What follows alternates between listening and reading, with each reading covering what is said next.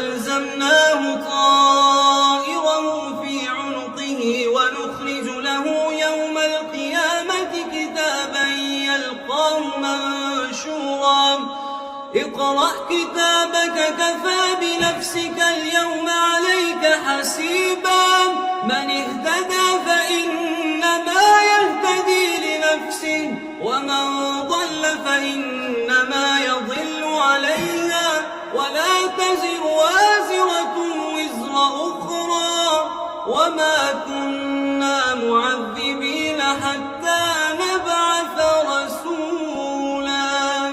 الله أكبر. وكل إنسان ألزمناه طائره